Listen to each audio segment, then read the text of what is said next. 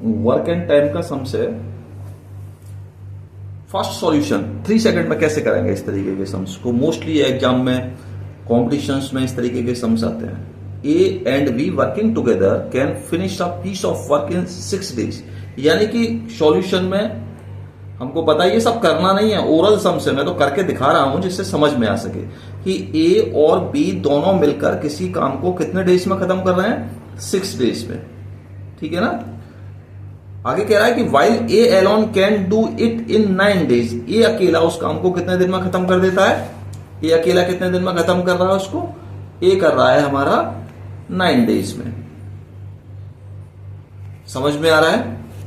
इस तरीके के सम्स को कैसे करना है, 1 सेकंड में। इसके अंदर ए का पूछा यानी कि बी गायब है, यही है ना।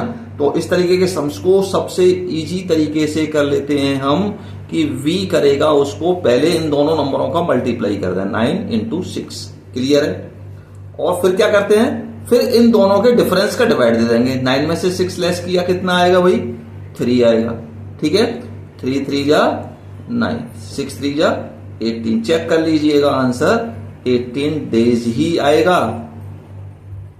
सबसे इजी मेथड है। ठीक है। अगर इस तरीके का, अगर सपोज मान के चलो, हमारे एक और एग्जांपल देते हैं कि अगर a प्लस बी प्लस सी किसी काम को सपोज मान के चलो 30 days में करते हैं। ठीक है, कितने डेज में करते हैं, 30 days में। और b प्लस सी उस काम को कितने डेज में करते हैं, 20 days में। अब हमसे पूछा जा रहा है कि a उस काम को कितने डेज में कर देगा। ठीक है, तो a का वर्क कितना हो जाएगा, a का वर्क कितना हो जाएगा भाई, a का वर्क हो जाएगा इन दोनों का मल्टीप्लाई और इन दोनों का डिफरेंस। कितना डिफरेंस हो गया, डिफरेंस हो गया 10। ठीक है, 10 2 जा 20, 32 जा 60 days में खत्म कर देगा। आ रहा है समझ में। ठीक है। अब एक सम्स आप लोगों को करके दिखाना है कि P plus Q plus R अगर किसी काम को 40 दिन में करते हैं, ठीक है, Q प्लस R उस काम को 10 days में करते हैं, तो P उस काम को कितने डेज में करेगा, ये आपको कमेंट में इसका आंसर देना है। क्लियर है। चलिए एक और सम्स बताते हैं एक्सपोनेंट का। ठीक है, मोस्टली देखा होगा एक्सपोनेंट का। 2 की पावर 22 इंटू 3 की पावर 44, इसका हमको आंसर निकालना है, वैल्यू निकालनी है, कितना आंसर आएगा। ठीक है, तो हम जानते हैं अच्छी तरीके से कि 2 की पावर 22, तो इसको हम लिख सकते हैं 2 की पावर 2 इंटू 11 लिख सकते हैं भाई। और 3 की पावर 44, तो इसको हम लिख सकते हैं 3 की पावर 4 इंटू 11। क्लियर है। ठीक है ना।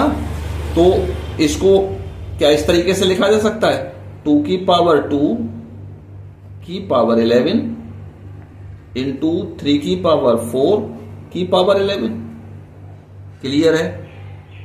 कितना हो गया हमारा ये, 2 2 जा 4 की पावर 11 इंटू 3 की पावर 4 कितना हो गया, 3 3 जा 9, 3 जा 27, 3 जा 81 की पावर 11। क्लियर है। अब रूल्स क्या होता है, a की पावर m इंटू बी की पावर m, तो क्या हो जाता है ए बी की पावर m। क्लियर है। तो यहां क्या हो जाएगा, 4 इंटू 81 की पावर 11, यही हो जाएगा। मल्टीप्लाई कर दो, 4 1 जा 4, 4 8 जा 32, 324 की पावर 11, ये हमारा आंसर होगा। बात आ रहा है समझ में अच्छी तरीके से।